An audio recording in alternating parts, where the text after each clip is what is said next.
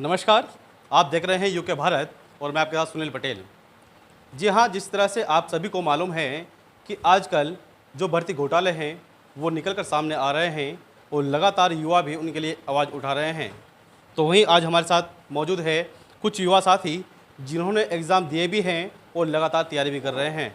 आज इसी विषय को लेकर वह कुछ बोलना चाहते हैं, जिसको लेकर आज उनसे यूके भारत खास चर्चा करने जा रहा है कि जिस तरह से लगातार यूके ट्रिपल एससी में आज लगभग 34वीं गिरफ्तारी हो चुकी है और लगातार दिन प्रतिदिन जो एसटीएफ है वो गिरफ्तारी कर रही है और दिन प्रतिदिन खुलासे होते जा रहे हैं। वहीं अगर बात करें तो सचिवालय और विधानसभा के अंदर भी जो भर्तियां हुई थी या वीपीडीओ का जो एग्ज़ाम हुआ था उसमें भी धांधली के जो मामले हैं वो सामने आए हैं और लगातार एसटीएफ को लगाया गया है जांच के लिए। वहीं अगर बात करें तो सीबीआई की जांच भी मांगी जा रही है, एसआईटी की जांच भी मांगी जा रही है।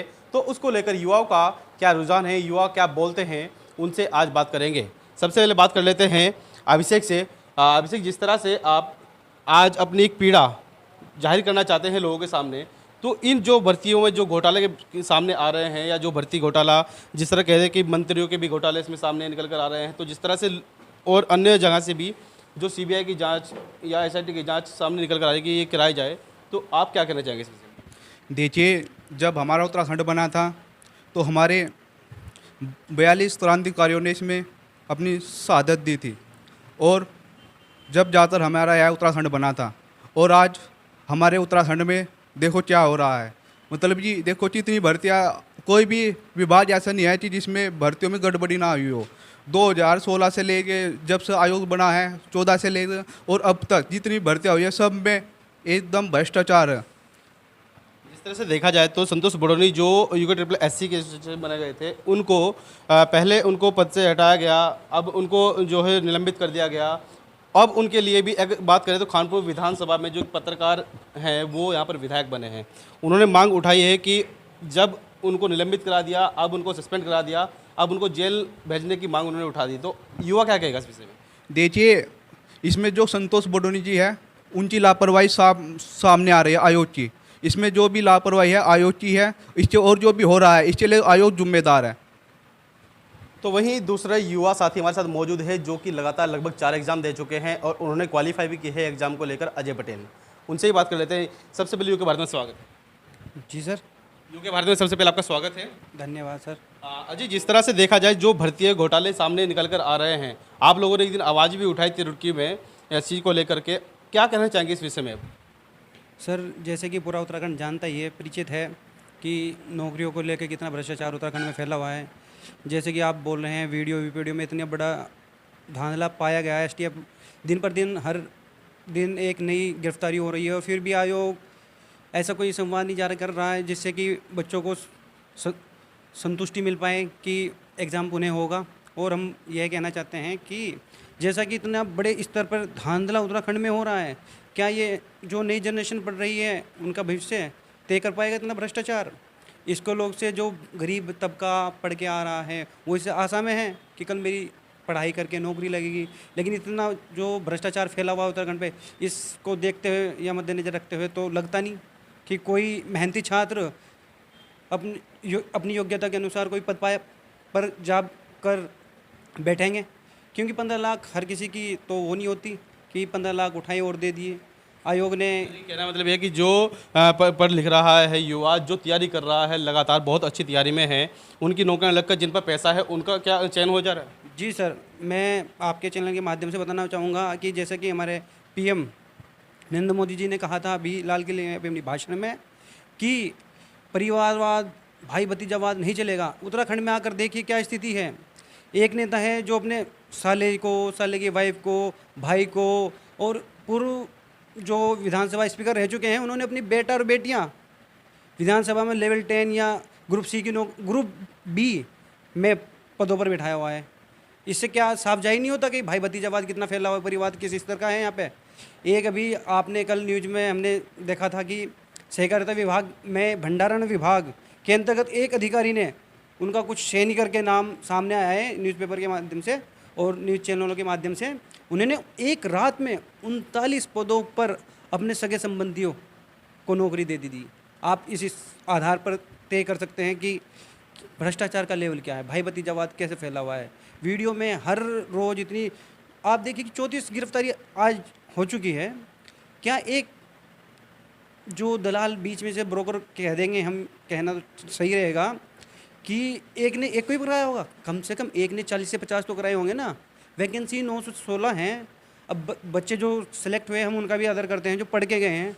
हमारी भी सरकार से यही मांग है कि एग्ज़ाम दोबारा कराया जाए और 1 महीना के अंदर उनका रिजल्ट भी जारी कराया जाए। और जो हमारे साथी, जो बड़े भाई हमारे परीक्षा में सफल हुए हैं निरंतर मेहनत करके, उनको तो और सुनहरा अवसर मिलेगा ना, जब इतने भ्रष्टाचार एग्जाम में वो अपना स्थान बना पाए हैं। भ्रष्टाचार में अगर देखा जाए तो जो एक संतोष बड़ोनी का जो सबसे अहम रोल देखा गया था, उसको लेकर के देखा जाए तो अब जो वायरल हो रहे हैं लिस्ट, उसमें अरविंद पांडे जो शिक्षा मंत्री रह चुके हैं उनका भी एक वायरल हुआ है। प्रेमचंद अग्रवाल भी इस विषय में कुछ बोल नहीं पाए, उनकी भी बेटी बहू का जो नाम सामने आया, जो आपने बोला अभी। तो इस तरह से देखा जाए तो जिस तरह से लगातार अगर बात करें तो उमेश कुमार जो एक विधायक है आज की डेट में, जो पत्रकार भी हैं, वो लगातार इस विषय में आवाज़ उठा रहे हैं। तो युवा उनका कितना साथ देगा? जिस तरह से उन्होंने कहा कि SIT या CBI की जाँच हो, तो उसमें युवा उनके साथ कितना खड़ा है और किस तरह से आप इस जाँच को आगे चाहते हैं? युवा देखिए, उमेश कुमार पत्रकार जी का हम तहे दिल से सम्मान और आदर और धन्यवाद प्रकट करते हैं, क्योंकि जो उन्होंने बेरोजगारों की और पीड़ित छात्रों की आवाज़ विधानसभा में और अपने सोशल मीडिया के थ्रू उठाई है, और सरकार भी उनकी बातों को गंभीरतापूर्ण ले रही है। और उमेश कुमार जी का सभी विद्यार्थी, खानपुर सीट हो गया, रुड़की क्षेत्र हो गया, हमारा लक्सर क्षेत्र हो गया, जितना भी आसपास का क्षेत्र है, यानी प्लेन क्षेत्र जहाँ तो, और पहाड़ी क्षेत्र के लोग भी तहे दिल से उमेश कुमार जी के पीछे हैं, उनके साथ रहेंगे, वो हमारा नेतृत्व करेंगे। हम लोग क्या मांग करते हैं अब जिस तरह से SIT और CBI की जांच जो सामने निकल कर आ रही है बार बार, कुछ युवाओं के मुंह से भी, कुछ नेताओं के मुंह से भी, लेकिन जिस तरह से अगर CBI या SIT हो जाए तो शायद हो सकता है कि सफेद पोस्ट नेता जो जिनके द्वारा ये कृत्य कराए गए हैं, क्या शायद उनका भी नाम आ जाए, उनकी भी गिरफ्तारी हो जाए। तो आप लोग क्या चाहते हैं? जी देखिए, STF अभी तक बहुत निष्पक्ष काम कर रही है, जो लगता नहीं, हो भी ऐसे रहा है, निष्पक्ष काम कर रही है, लेकिन कहीं ना कहीं वो बड़े नेता हैं, उनके प्रेशर में काम करती है। क्योंकि हमारी राज्य संस्था है, तो जाहिर सी बात है यहाँ के जो बड़े बड़े नेता हैं उनका प्रेशर उन पर रहेगा। इसलिए हम चाहते हैं कि CBI जांच हो, जो निष्पक्ष और निडरतापूर्ण इस विषय की खोज छानबीन करे। और बड़े बड़े जो इसके बड़े सरगना है, वो तो अभी देखिए कनीश शाह को पकड़ रहे हैं, कभी छोटे स्तर के आदमी को पकड़ रहे हैं, अब संतोष बड़े जी को निलंबित कर दिया गया है। इसमें जितने भी संदिग्ध है ना, चाहे अधिकारी हो चाहे नेता हो, कड़ी से कड़ी कार्रवाई हो और उनकी संपत्ति की कुर्की कराई जाए, क्योंकि वो भविष्य में भी ऐसा करने का ना सोचे। क्योंकि उनके एक छोटा जो लालचपन है ना, वो कितने अभ्यर्थियों या विद्यार्थियों जो तैयारी कर रहे हैं उनको कितना इफेक्ट करता है। एक बच्चा है 2 साल काम करता है, पैसे सेविंग जोड़ता है, उसके बाद सोचता है कि मैं 1 साल तैयारी करूँ या 2 साल तैयारी करूँ, उस हिसाब से वो तैयारी करने के लिए आता है। लेकिन 2 साल तैयारी करने के बाद उसे पता लगता है कि जहाँ उसका चयन होना चाहिए था कि 15 लाख या 20 लाख देगा, कोई भाई भतीजावाद तौर पर लग चुका है, तो उसका तो फ्यूचर अंधकार में रहा। उसने 2 साल मेहनत भी की, प्लस जो उसकी सेविंग थी वो भी खत्म कर चुका है, वो शून्य में खड़ा हो गया। 5 साल की मेहनत उसकी शून्य हो चुकी है सर। अब ये तो वही हमारे साथ अभी और भी बातें करेंगे आगे। हमारे साथ एक युवा और साथी और भी है जो लगातार तैयारी में लगे हुए हैं, लगभग 4 से 5 एग्जाम दे चुके हैं। दिनेश कुमार, उनसे बात करते हैं। दिनेश, जिस तरह से देखा जाए, अब मुख्यमंत्री ने एक पत्र अभी 2 दिन पहले ही लिखा है विधानसभा जो अध्यक्ष है उनको, कि जो सचिवालय विधानसभा में जो भर्तियाँ हुई है, अगर उनमें कुछ कमियाँ रही है या धांधली हुई है तो उनको रद्द कर दिया जाए। आपका क्या कहना है? सर देखिए, उनको रद्द करने की तो बात ऐसी है, अगर आप रद्द भी कर दोगे, सोचने की बात है कि आपने रद्द कर दी, उसका क्या निर्णय निकलेगा कि आगे से ऐसा नहीं होगा। उसका मतलब तो ये है कि आपके जो नेता लोग हैं उसमें इन्वॉल्व हैं, जाहिर सी बात है दूसरे के भविष्य के साथ खेल रहे हैं, अपने सगे संबंधियों को आप ज्वाइनिंग दे रहे हैं और जो बेरोजगार हैं सड़कों पर घूम रहे हैं। ऐसा थोड़ा ही ना चलेगा। आप CBI जांच कराइए और जो उनके नेता लोग हैं जो भी हैं इनमें इन्वॉल्व, उनकी संपत्ति की जांच कराइए, जो भी इनमें लोन पाता है उन्हें सज़ा दीजिए, हम तब मानेंगे। और जी अभी हमारे मुख्यमंत्री साहब ने ये कहा था, हम आदर करते हैं उनका, उन्होंने ये कहा कि वीडियो और जिसके अन्य सहायक भर्तियाँ जिनमें धांधला पाया गया है कि वे निरस्त होएगी और दोबारा कराएंगे। अब मैं अपना जो है कि अपने मुख से हुई बात उसमें बदल रहे हैं। तो आप एक आयोग को, आप एक आदेश दीजिए कि लिखित में कि ये भर्ती रद्द हो चुकी है और दोबारा ऐसा तो नहीं है कि जो वीडियो की जो यूके ट्रिपल एस सी की जो जांच चल रही है, इसमें अब विधानसभा और सचिवालय की जो भर्तियों को लेकर के पत्र लिखे जा रहे हैं, कहीं ऐसा तो नहीं कि ये जो भर्तियां हुई हैं इनको रुलाने के लिए सिर्फ सचिवालय और विधानसभा तक सीमित रहेगी जो सरकार? नहीं नहीं नहीं नहीं, ऐसा तो देखो, वो तो देखो अलग अलग मत है सबका, कोई ऐसा सोचता है कोई वैसा सोचता है, लेकिन मेरे कहने का मतलब ये है, हम अपने बड़े भाई बॉबी पवार का धन्यवाद करते हैं कि उन्होंने ये भर्ती की मांग उठाई और आगे तक लेके गए उसे, वे अकेले लड़ते रहे। और दूसरी बात, इसी मुद्दे पर हमारी जो विधानसभा की भर्तियाँ हैं वे भी सामने आ गई कि कैसा धांधला हो रखा है। जाहिर सी बात है, वीडियो के चक्कर में बड़ी भर्तियाँ भी हमारे नज़रों में आ गई कि उनके ऊपर कैसा धांधला कर रखा है उन्होंने। तो जाहिर सी बात है, इससे साफ जाहिर हो रहा है कि धांधला ऊपर से नीचे तक हर जगह चल रहा है। अगर आप पैसे दे देंगे, ऐसे करोगे तो भर्तियाँ क्यों निकाल रहे हो? पैसे दे, जिस लिस्ट लगा लो कि इतने पैसे दो और लेके जाओ नौकरी, ऐसा करो ना। गरीब आदमी तो फिर गरीब ही रह जाएगा, तो मर ही जाएगा बेचारा, उनका पढ़ना लिखना क्या। मतलब जैसे सुना देखा आपने दर्शकों, जिस तरह से इन युवाओं का कहना है कि अगर भर्तियां निकालते हैं और वो पैसों में बेची जाती है, जो सीधे सीधे आरोप है युवाओं के क्या आज की तारीख में सोशल मीडिया पर लगातार चल रहा है और जमकर वायरल हो रहे हैं। ऐसे जो स्लोगन जो डाले जाते हैं वो लगातार वायरल हो रहे हैं कि जो भर्तियां हैं वो पैसों में बेची जाती है। इनका भी कहना साफ जाहिर है कि अगर पैसों में ही भर्तियां बेचनी हैं तो फिर गरीब लोगों को नौकरी देना या फिर उनको पढ़ना वो सब व्यर्थ है, और जो पैसों वाले लोग हैं उनके लिए नौकरी है।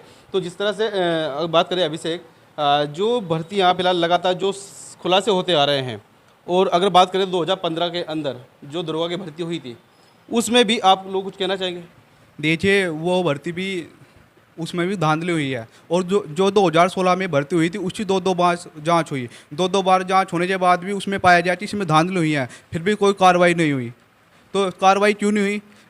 कांग्रेस सरकार में धांधली हुई थी, उसके बाद बीजेपी सरकार आई। बीजेपी सरकार तो कार्रवाई करनी चाहिए थी, बीजेपी सरकार ने कार्रवाई नहीं की, क्योंकि कांग्रेस सरकार में धांधली, उसकी बीजेपी सरकार ने आवाज़ नहीं उठाई, लेकिन बीजेपी सरकार में इतनी धांधली हो गई। हाँ जी, इसलिए उन्होंने आवाज़ नहीं उठाई कि हम भी कि शायद इसमें हमारी भी खामियां पकड़ी जाए, इसलिए उन्होंने आवाज़ नहीं उठाई। यानी कि बीजेपी की संलिप्तता भी इसमें कहते हैं। यस, दोनों बीजेपी, और अब तक इनकी सरकार रही है उत्तराखंड में, बीजेपी कांग्रेस दोनों की बराबर की हिस्सेदार है, दोनों भ्रष्टाचार की। वही बात करें तो अजय, जिस तरह से देखा जाए, अब आवाज़ तो लगातार उठ रही है, अगर आवाज़ आगे तक पहुंच भी रही है और कार्रवाई नहीं होती है, एसआईटी की जांच या सीबीआई की जांच अगर नहीं बैठती है, तो युवा क्या करेगा आगे? युवा क्या कर सकता है सर? जैसे कि हमने अपनी आज़ादी के लिए लड़ाई लड़ी थी ना, अब उत्तराखंड को भ्रष्टाचार मुक्त करने के लिए वही लड़ाई दोबारा लड़ाई जाएगी। उत्तराखंड का हर एक छात्र जो तैयारी कर रहा है सड़कों पर आएगा, संवैधानिक तौर पर आंदोलन करेगा, अपनी मांग रखेगा। जब तक उनकी मांगें नहीं मानी जाएगी वो लगातार आंदोलन करेगा, अनशन पर भी बैठेगा, सारी तरीके से प्रयास करेगा कि सरकार उनकी बात सुने और उन पर अति शीघ्र कार्रवाई की जाए। दिनेश, जिस तरह देखा जाए तो डीजीपी अशोक कुमार के द्वारा एक इंटरव्यू में कहा गया है कि अगर सरकार एसआईटी जांच चाहती है तो उन्हें कोई आपत्ति नहीं है, क्या कहेंगे? हम उनका तहे दिल से धन्यवाद करते हैं कि उन्होंने इतनी बात कही, लेकिन कहीं ना कहीं तौर पर ये सरकार की खामियां छुपाने वाली बात हो रही है। क्योंकि अगर सरकार ये चाहती है, सरकार हमारे माननीय मुख्यमंत्री से अगर एक बार ये कह देना कि सीबीआई जांच हो, तो सीबीआई जांच होगी। लेकिन जब बड़ी भर्तियों पे धांधला पकड़ा जा रहा है, हमारे बड़े बड़े नेता उसमें इन्वॉल्व है, तो एसटीएफ को पर दबाव तो आएगा ही। तो ये देखना होगा, जिस तरह से लगातार जो एसटीएफ जांच कर रही है और लगातार यूके ट्रिपल एस की जो फिलहाल जांच में जो भी लोग इसमें संलिप्त थे उनकी गिरफ्तारी लगातार बढ़ती जा रही है, और प्रतिदिन 1 या 2 जो गिरफ्तारी वो एसटीएफ दिखा रही है। तो देखना होगा, जिस तरह से लगातार ये भर्ती घोटाले हुए हैं, उस विषय में सरकार किस ओर जाती है। क्योंकि सरकार की बात करें तो जो उत्तराखंड को फिलहाल मुख्यमंत्री मिले हैं वो युवा मुख्यमंत्री कहे जाते हैं, और युवाओं की आवाज़ वह कितनी सुनते हैं ये देखना होगा। यूके भारत पर आज हमारे साथ ये 3 युवा साथी मौजूद थे।